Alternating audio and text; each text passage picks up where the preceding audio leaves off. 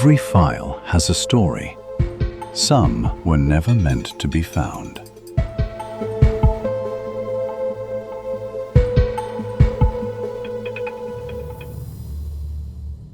For more than 400 years, one mystery has refused to fade. Long before the United States existed, before bustling cities covered the Atlantic coast, and before history had fully mapped the New World, an entire community simply disappeared. Not one traveler, not one ship, not one expedition. More than 100 men, women, and children vanished without leaving behind a single confirmed explanation. There were no bodies, no signs of battle, no desperate messages asking for help. Only one strange word carved into wood: Croatoan. To this day, historians, archaeologists, and researchers continue searching for answers. Was this a massacre? A secret migration? A desperate attempt to survive? Or did something happen that history was never able to record?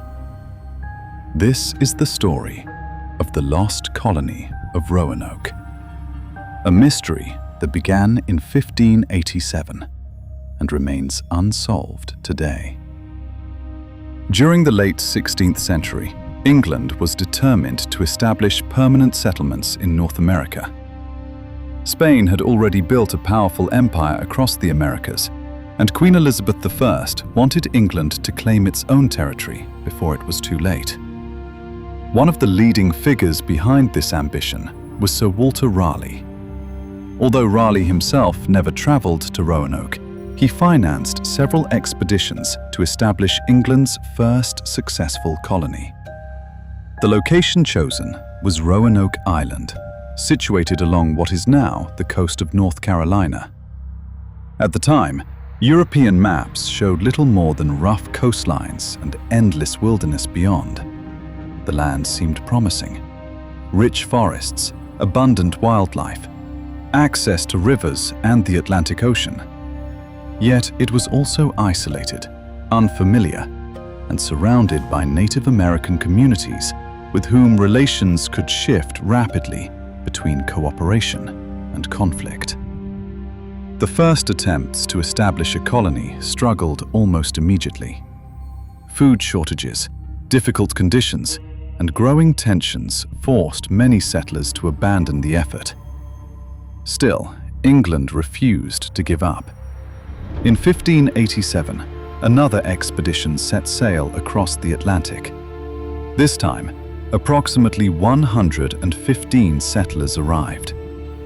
Unlike previous groups dominated by soldiers, this colony included entire families: men, women, children. They hoped they were not merely building a military outpost. They were creating a permanent home. The governor chosen to lead them was John White. White was not only a colonial leader, but also an accomplished artist whose detailed paintings of the New World would later become invaluable historical records. Among the settlers was White's daughter, Eleanor Dare. Soon after arriving, Eleanor gave birth to a baby girl. Her name was Virginia Dare. She became the first English child known to have been born in North America. For a brief moment, the future appeared hopeful. But optimism quickly collided with reality. The colony lacked enough food. Essential supplies were running low. Relations with nearby native communities became increasingly uncertain. The settlers urged John White to sail back to England and return with desperately needed provisions. White hesitated. His own family remained behind, but there seemed to be no alternative. In late 1587, he boarded a ship and began the long journey back across the Atlantic. He expected to return within a matter of months. Instead, events far beyond his control changed everything. England was preparing for war. King Philip II of Spain assembled what became known as the Spanish Armada. Every available English ship was urgently needed for national defense. Civilian voyages across the Atlantic were delayed again and again. John White waited. Months turned into years. He could only imagine what might be happening to his family thousands of miles away. Finally, in 1590, 3 years after he had left the colony, White secured passage back to Roanoke. The return voyage was filled with anticipation. Surely the settlers had survived. Perhaps they had expanded the settlement. Perhaps Virginia Dare was already walking through the forests. But as White approached Roanoke Island, something felt wrong. No smoke rose from cooking fires. No voices echoed across the shoreline. No boats came to greet the arriving ships. The colony was silent. White and his companions searched every building. The houses had been carefully dismantled, not burned, not destroyed, simply taken apart. There were no skeletons, no graves, no abandoned weapons, no signs of panic. It appeared as though everyone had left willingly. Then they found the clue that would become one of history's greatest mysteries. Carved into a wooden post was a single word: Croatoan. Nearby, the letters CRO had also been carved into a tree. Years earlier, White and the settlers had agreed upon a simple emergency code. If they were forced to leave because of danger, they would carve the name of their destination. If they left under immediate threat, they would also carve a cross known as the Maltese cross.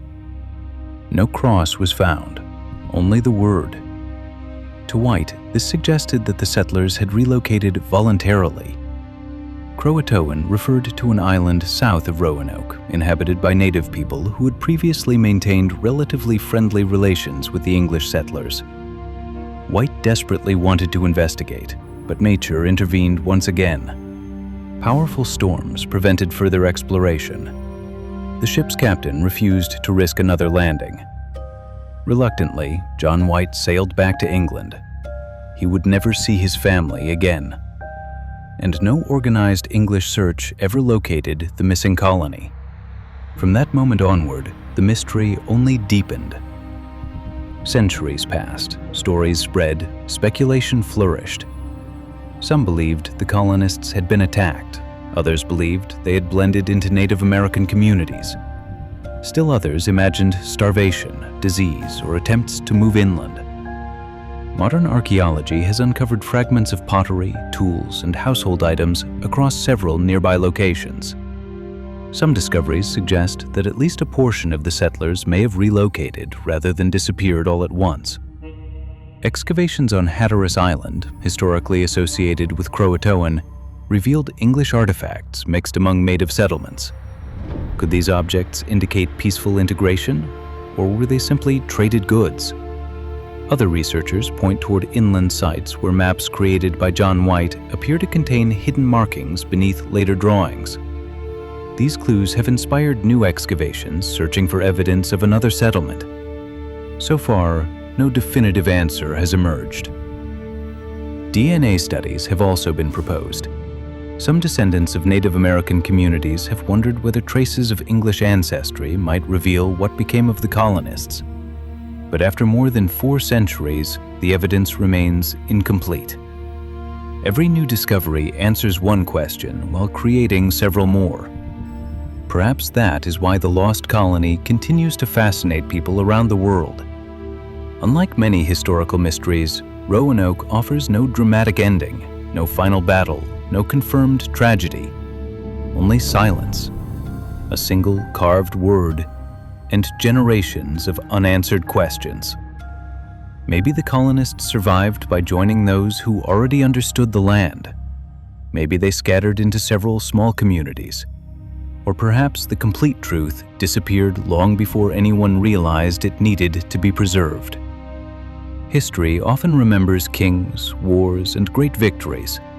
But sometimes, its greatest mystery is simply the fate of ordinary people whose story ended without a final chapter. More than 400 years have passed since the settlers of Roanoke vanished. Yet the mystery continues to inspire books, documentaries, archaeological expeditions, and countless debates. Somewhere beneath forests, shifting coastlines, or forgotten settlements, the final pieces of this puzzle may still exist, waiting, hidden, until someone finally discovers what happened to the lost colony of Roanoke.